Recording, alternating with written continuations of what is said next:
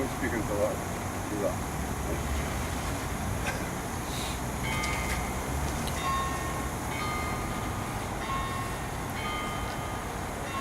There you go, 12 o'clock.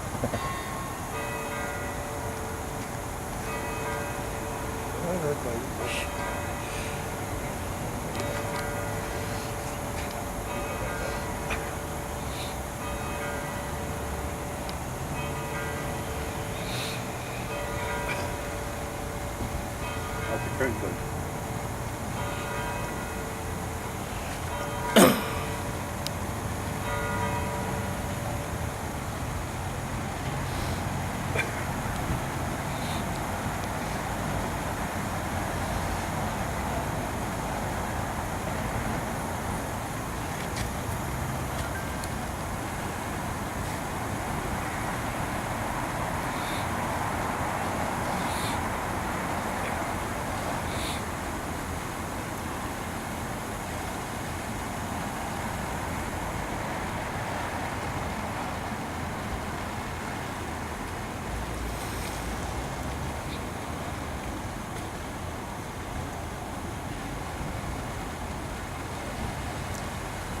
Morgan.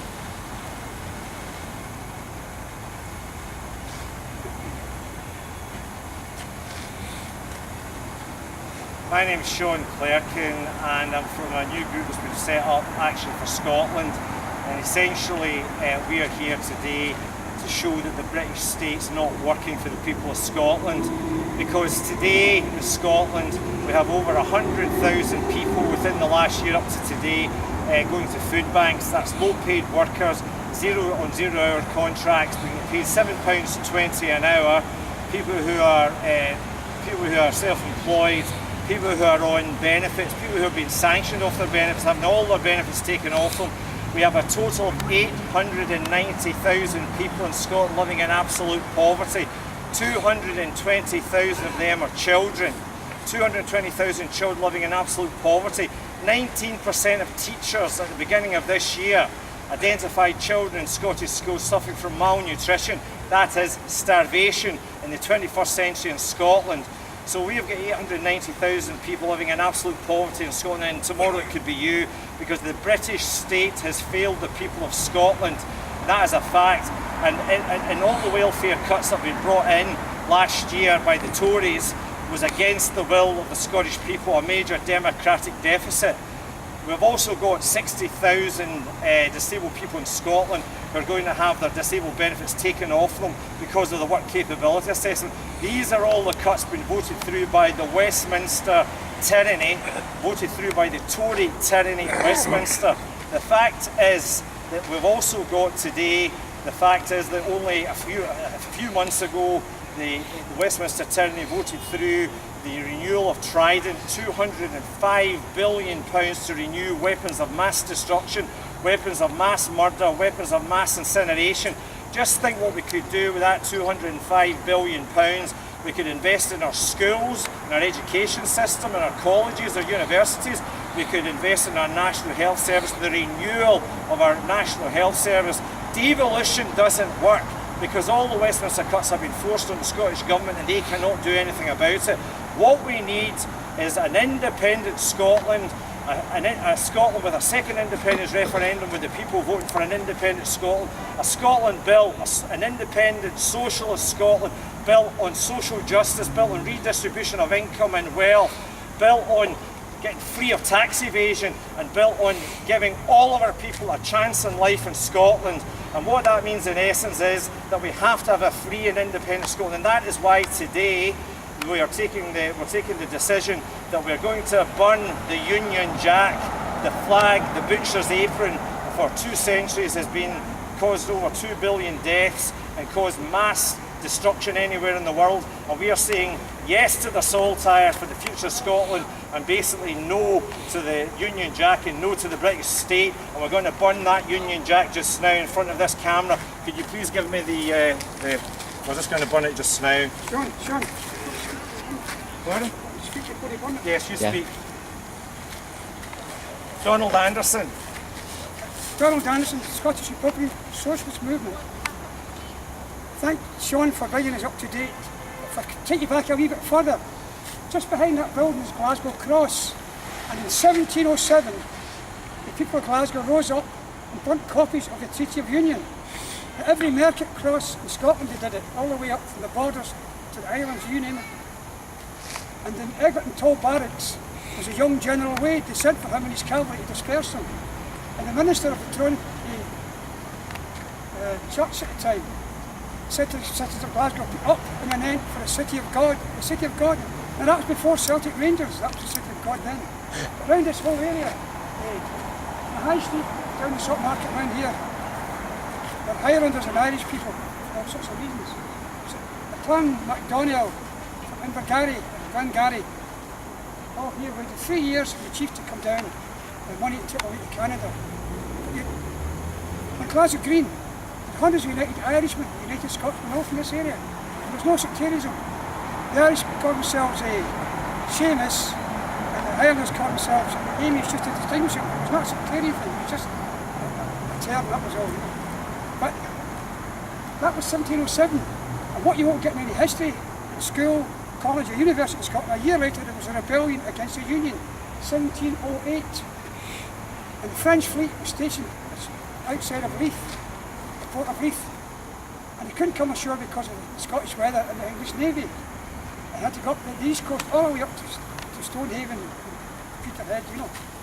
And the people shouting ashore, come ashore, you're proud of so-and-so's. Come out and fight, give us the guns, give us the money to fight, you know. On board was also the Garde du Corsi.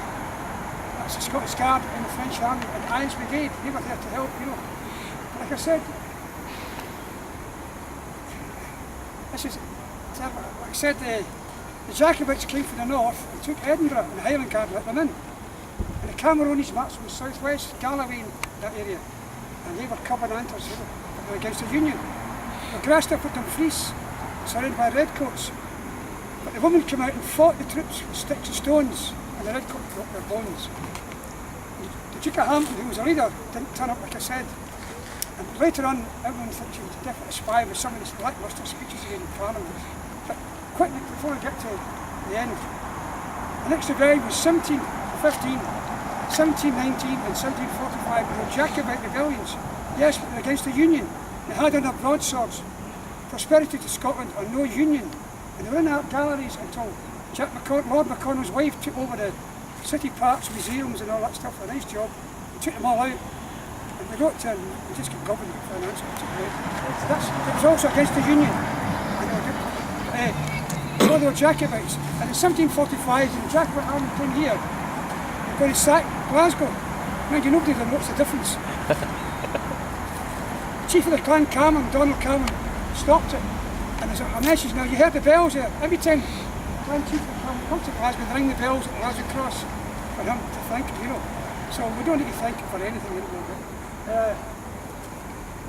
We just carry on doing what we should have done in 1708. So thanks for listening, and have a nice warm day.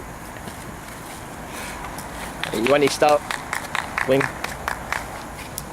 Just watch yourself. Put it underneath it, Sean. I can't. Can somebody do this for me? Can somebody do this for me? How is it? Did you soak it in pumpkin? Yeah, it's swimming in it. I can't do it. Can somebody help Put me? it at the corner. Light the corner, it should spread. Light at the corner, it should spread. That's it. No, there you go.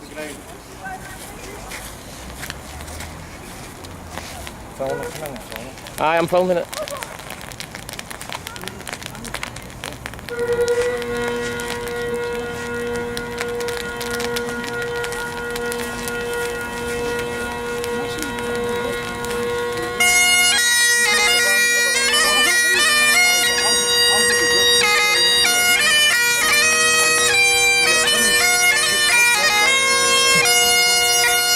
John, if you go to that back corner, go over to the back corner, not the back corner, over the wee bit, so we can get you in there, that's it. There.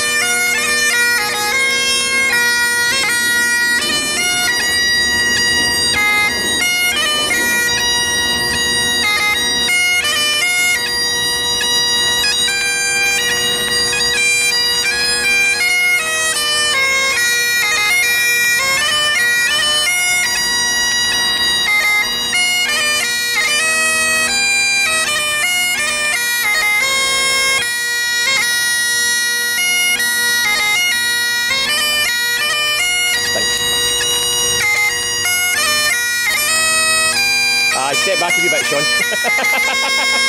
You've got white spirit on you.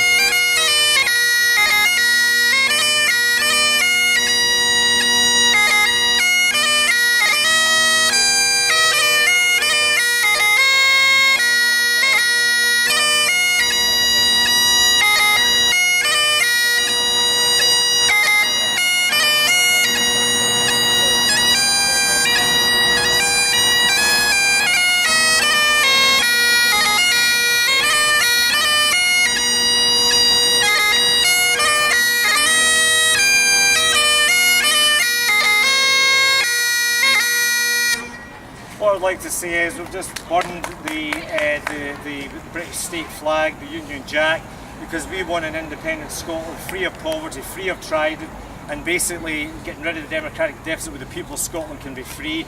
This is going all across the internet as we speak, and I just want to say that the group of people that have come here today are people who are patriots for Scotland.